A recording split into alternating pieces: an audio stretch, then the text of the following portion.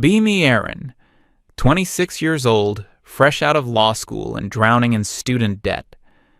I landed a junior associate position at a decent firm in the city, the kind of place with dark wood paneling, expensive art on the walls, and senior partners who looked like they were born wearing a three-piece suit.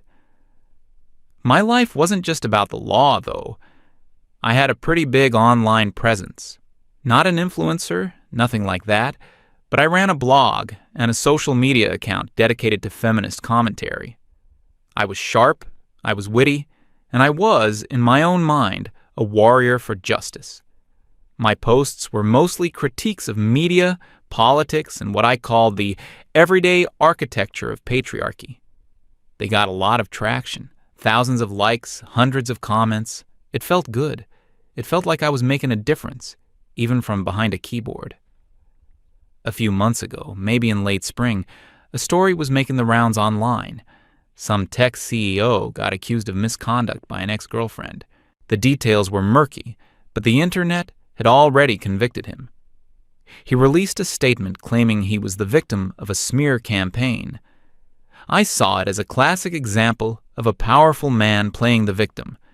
I screen-capped his statement and wrote a caption that, at the time, I thought was incredibly clever. Something along the lines of how the feigned tears of privileged men were the world's tiniest violin, playing a song only they could hear. I wrote about how the system was built by them and for them, and their shock when it occasionally malfunctioned was just proof of their entitlement. The post blew up. It was my biggest one yet. The validation was a rush. I felt like I was on the front lines of a cultural battle, and I was winning. The next morning, I walked into the firm feeling 10 feet tall. That feeling lasted until about 10:15 a.m., when Manuel's assistant told me he wanted to see me. Manuel was the M in Manuel, Davies and Finch, a legal dinosaur with a reputation for being brilliant and utterly ruthless. He rarely spoke to junior associates. I walked into his massive corner office. He was staring out the window, a cup of coffee in his hand. He didn't turn around. He just told me to sit. After a long silence, he finally turned and looked at me. He had this look on his face, a kind of weary amusement. He said he'd seen my extracurricular activities online. My heart sank. I thought I was about to be fired for my social media presence. But he just smiled, a thin, humorless smile. He told me that idealism was a wonderful thing in the young. Then he slid a thin, sad-looking manila folder across his polished desk. It stopped right in front of me. He informed me that this was my first significant case, a pro bono assignment. He said the firm liked to give its junior associates opportunities to cut their teeth on cases that mattered. I opened the folder. The name on top was Scott. The charge was sexual assault. My eyes scanned the first page. The accuser was a woman named Crystal. The police report stated there was no physical evidence, no witnesses, but the DA was pursuing the case due to significant social media attention and public pressure. My blood ran cold. I looked up at Manuel, confused. I told him I couldn't possibly take this case. I explained that my deeply held personal beliefs made it a clear conflict of interest. I tried to sound professional, like a real lawyer. Manuel leaned back in his leather chair. He took a slow sip of his coffee. He then explained to me, very slowly, as if I were a child, that my personal beliefs were for my blog. In his firm, I was an officer of the court, and every person deserved a defense. He said the man in that folder, Scott, was facing years in prison based on an accusation. My job was not to believe him. My job was to defend him. He added that he specifically chose me for this case. He called it a practical education in the nuances of the justice system. He wasn't asking. He was telling me. I was the new counsel for the defense. I left his office feeling like I'd been punched in the stomach. I spent the rest of the day in a daze, staring at the file. Scott, Crystal, The words swam before my eyes. That night, I met up with my friends. They were my echo chamber, the same people who cheered on my online posts. When I told them about the case, their reaction was immediate and unified. They were horrified. They said the firm was punishing me for my feminism. They told me Scott was obviously a monster and that I should just go through the motions. They said my real duty was to Crystal, to all women, not to some man who was finally getting what he deserved. One of them even suggested I should subtly sabotage the case. I went home that night feeling even worse. Their words had validated my own disgust, my own certainty. I decided they were right. I would be professional, but I would not invest myself. I would do the bare minimum the law required of me. I would give this man a defense, as ordered, but I wouldn't have to like it. I wouldn't have to believe him.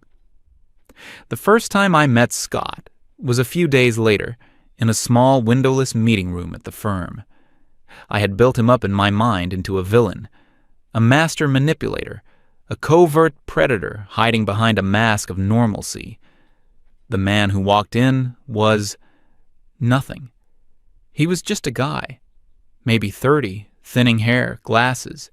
He wore a rumpled button-down shirt that looked a size too big. He didn't look at me. He just sat down and stared at his hands on the table. He was the physical embodiment of the word nondescript. I was all business, cold, detached. I introduced myself and explained my role. I asked him to tell me what happened. He spoke so quietly, I had to lean forward to hear him. He didn't make excuses. He didn't get angry. He just laid out his version of events in a flat, emotionless monotone. He said he met Crystal on a dating app. They went for drinks. Said the conversation was fine, a little awkward, but fine. He walked her to her apartment building. Said he didn't go inside. He said he went home. The whole time he spoke, he seemed defeated. Not like a man fighting for his freedom, but like someone who had already accepted his fate. It was unsettling. I was prepared for bluster, for anger, for lies. I was not prepared for this quiet, pathetic emptiness. The meeting was short. I asked my questions, took my notes, and told him I'd be in touch. He just nodded. I walked out of that room feeling deeply frustrated. His demeanor hadn't convinced me of his innocence, but it had thoroughly confused me. He didn't fit the profile. My internal narrative, the one where he was a cunning monster, was starting to fray at the edges. It was annoying. I wanted this to be simple. For the next week or so, I did my due diligence. I read the police report again and again. It was incredibly thin. Crystal's statement was pure emotion. She claimed he had assaulted her at her doorway, but there were no details, no specific actions described. It just said he forced himself on her. No witnesses, no DNA, no injuries documented in the medical report she filed the next day. The case seemed to be built entirely on her word and the social media outrage she had successfully generated. Legally, it was a weak case for the prosecution, but in the court of public opinion, Scott was already in a cell. Crystal's posts about her trauma and bravery were going viral. My client was being portrayed as a predator online. I knew I needed more from Scott. I couldn't build a defense on "I didn't do it." So I scheduled another meeting. I was determined to get the details I needed, regardless of my personal feelings. He showed up in the same rumpled shirt. We sat in the same sterile room. This time, I was more direct. I told him I needed a timeline, a minute-by-minute account of the entire night, from the moment he met her to the moment he got home. I told him not to leave anything out, no matter how insignificant. He seemed to respond to the directness. Maybe it was the kind of logical problem he could solve. He was an IT specialist, after all. He started talking. He gave me the name of the bar. He told me they arrived around 8 p.m. He remembered what they drank because he paid, and he still had the receipt in his banking app. He showed it to me on his phone. 2 gin and tonics, 1 craft beer. timestamped 8:23 p.m. He recounted their conversation. He said they talked about work, about movies, about travel. It sounded like a completely normal, unremarkable first date. He said they left around 10:30 p.m. He remembered because he checked the time, worried about his last train. He then said he decided to get a rideshare instead. He pulled out his phone again and showed me the trip history. A ride, picked up from the street corner by the bar, dropped off at his home address. The trip started at 10:47 p.m. and ended at 11:12 p.m. Verifiable, concrete. Then he got to the crucial part, the walk to her apartment. He said her building was only a few blocks from the bar. He told me he walked her to the main entrance. He said she asked him if he wanted to come up. And here, for the first time, his story had a new detail. He told me he politely declined. He said he was tired, had an early meeting the next day, and just wasn't feeling a strong connection. A simple, awkward, end-of-date rejection. According to Scott, her demeanor changed instantly. He said she got cold, accused him of leading her on, and called him boring. He said he was taken aback, apologized if she felt that way, and then he left. That was it. That was the interaction. He walked to the corner, ordered his ride, and went home. I sat there, just staring at him. His story wasn't a vague denial. It was a sequence of events supported by digital receipts and a plausible, if unflattering, social dynamic. An awkward date ending with a bruised ego. I pulled out Crystal's official statement again. I laid it on the table next to my notes from Scott's timeline. Her statement: we went for drinks. He walked me home and assaulted me at my door around 11 p.m. Scott's timeline: left the bar at 10:47 p.m. in a car miles away from her apartment by 11 p.m. Her statement was a single, explosive sentence. His was a boring, verifiable story, full of mundane details that had the unmistakable ring of truth. It was the first time I felt it, a cold, prickling sensation in my gut. It wasn't belief in his innocence, not yet. It was doubt, a profound, professional doubt in the official story. For the first time, I wasn't looking at a feminist issue. I was looking at two conflicting stories, and one of them was full of holes. I walked out of that second meeting with Scott feeling like the floor had dropped out from under me. The neat, clean lines of my worldview were suddenly smudged and chaotic. I had walked in there a reluctant defender. I walked out a lawyer with a serious problem. The problem was that my client's story was plausible and, worse, verifiable. Crystal's was not. My professional duty, the one Manuel had thrown in my face, was no longer a burden. It was a compass. And it was pointing in a direction I never thought I'd travel. That evening, I went home and did something I hadn't done yet. I looked into Crystal, not as a sister in arms, but as the opposing party in a legal case. I opened her social media profiles, which were all public. She had cultivated an image of a confident, empowered, and occasionally victimized woman. Her bio had a link to her blog, which was full of articles about toxic masculinity and female resilience. It was all very familiar. It was a mirror of my own online world. I scrolled back through her posts to the night of the alleged incident. My stomach tightened. There it was, a photo, time-stamped at 11:52 p.m. It was a blurry selfie of her and two friends, grinning, holding up colorful drinks in a loud, crowded bar. The caption was 3 words: "Best night ever," with a fire emoji. I stared at the picture for a long time.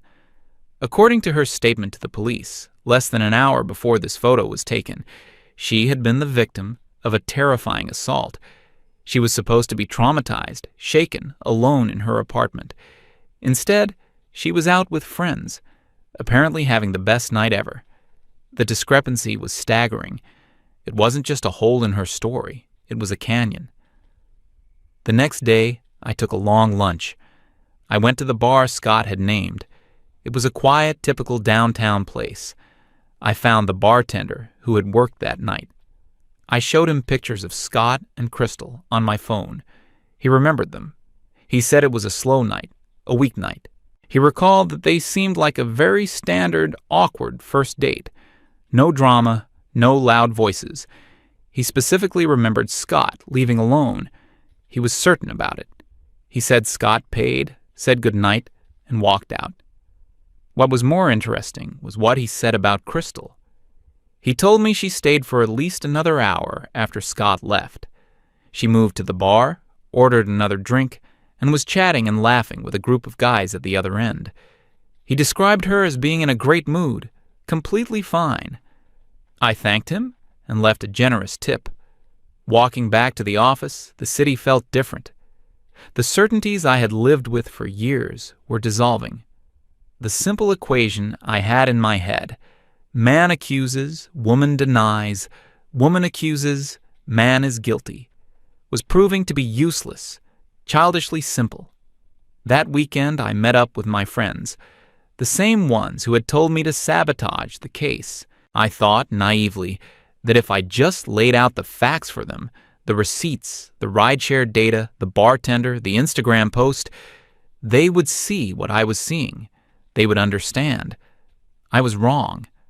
I explained everything, clinically, like I was presenting evidence. They listened with stony faces. When I finished, there was a long, uncomfortable silence. Then one of them said that I was internalizing the patriarchy. Another told me that trauma manifests in different ways, and maybe Crystal's way of coping was to go out and pretend everything was fine. The third one, the most militant of the group, accused me of betraying them. She said that facts and timelines were tools men used to discredit women's lived experiences. She said my job was to believe the victim, period. I tried to argue. I said my job was to seek the truth. I said that lived experience couldn't be a magic shield against verifiable contradictory evidence. The conversation got heated. They called me a mouthpiece for a predator. They said I was choosing a man over my sisters. By the end of the night, it was clear that something had irrevocably broken. I left, feeling utterly alone. My ideological home had just evicted me. In the weeks leading up to the trial, the pressure became immense. Crystal's story was picked up by several online media outlets. She gave interviews, always tearful, always vague on the details, but powerful in her emotion. She was a hero. Scott was a monster. And I, by extension, was the monster's lawyer. My name was mentioned in articles and on social media.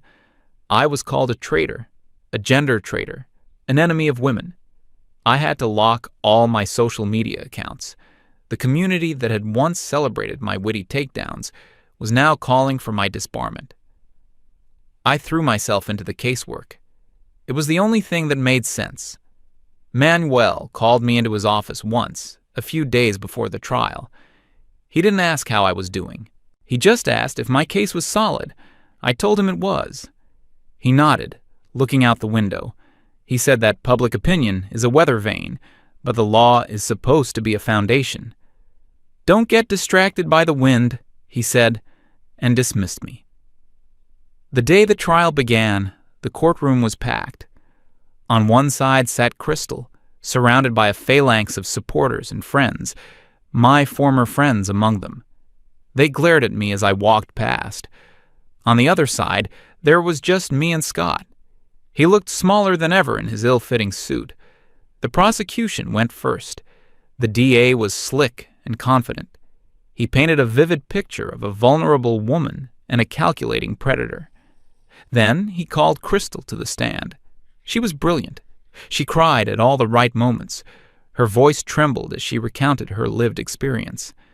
She never gave specifics, but her emotional performance was devastating. She spoke of her fear, her violation, her pain. I looked at the jury. They were captivated. They were looking at Scott with open disgust. By the time she stepped down, I knew the prosecution had built a mountain of emotion. My job was to dismantle it with a handful of facts. Then it was my turn. My heart was pounding, but my mind was clear. I called Crystal back to the stand for cross-examination. I started gently. I asked her to confirm the date and time of the events. She did. I asked her to confirm, again, the time she claimed the assault happened. She said it was around 11 p.m. I approached the witness stand and presented the first piece of evidence. This is a certified record of Mr. Scott's rideshare account for that evening. It shows him being picked up several blocks from your apartment at 10:47 p.m. And this is the GPS data from the ride, showing him arriving at his own home 6 miles away at 11:12 p.m. Can you please explain to the court how Mr. Scott could have been assaulting you at your doorway at 11 p.m. when this data proves he was in a car miles away? She stammered. She said she might have been mistaken about the exact time. The DA objected, but the judge overruled him. The first crack had appeared in her story. Next, I brought up the Instagram post. I had it blown up on a large poster board for the jury to see. Ms. Crystal, you testified that you were deeply traumatized and spent the night in fear. Is this your social media account? Is this a photo you posted at 11:52 p.m. on the night in question? Is that your caption? Best night ever? ? She turned pale. She said her friends had dragged her out, that she was just trying to feel normal. The excuse sounded weak, even to her own ears. The jury was starting to look at her differently. The sympathy was curdling into suspicion. I then called my only witness, the bartender. He was nervous, but his testimony was simple and unshakable. He confirmed Scott left alone. He confirmed Crystal stayed behind, had another drink, and was laughing and talking with other men. He was a neutral observer with nothing to gain, and his words drained all the air out of Crystal's narrative of a terrified victim. For my final move, I presented the evidence that had been the hardest to get. Through a subpoena, I had obtained the text messages Crystal had sent to her best friend the morning after the date. The prosecution fought it, but the judge allowed it. I read the key message aloud to the court, my voice steady. It was sent at 9:14 a.m. I can't believe that boring IT guy actually turned me down. He literally said he was tired and left. Nobody rejects me. Don't worry, I'm going to make him regret it. He'll see what happens when you disrespect me. A gasp went through the courtroom. It was over. The motive was laid bare for everyone to see. It wasn't about assault. It was about a bruised ego. Crystal stared at me from the stand, her face a mask of pure hatred. In that moment, she wasn't a victim. She was just a liar who had been caught. The jury was out for less than an hour. The verdict came back, not guilty. The half of the courtroom that supported Crystal erupted in anger. My former friends looked at me with a loathing I could physically feel.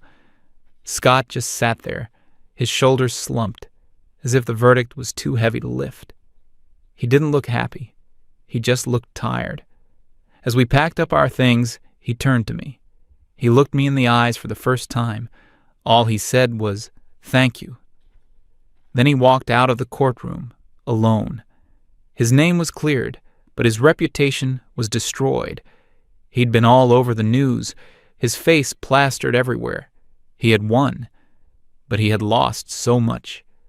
I walked out of the courthouse into the evening air. My phone buzzed with notifications of hate mail and angry comments. My friends were gone. My online community was gone. I had done my job. I had defended an innocent man. I had won. But I felt completely and utterly empty. Which brings me to now. I'm sitting in my apartment. It's late. The city is quiet. I've been staring at a blank screen for hours. I built my entire identity, my career, my social life on a simple, comforting idea that the world was divided into oppressors and victims, and I knew exactly who was who. I thought I was fighting for justice. I thought I was on the right side of history. Today, I use the system I once mocked to save a man from the very ideology I championed. And in doing so, I saw its dark reflection. I saw how the righteous crusade for justice could be twisted into a weapon for personal vengeance. I saw how the shield I wanted to give to the vulnerable could be used as a sword by the malicious. I won my case, but I lost my faith, my friends, my sense of self, everything. I look back at the person I was a few months ago, so sure of everything, so smug in her convictions, and I barely recognize her. I was wrong about everything.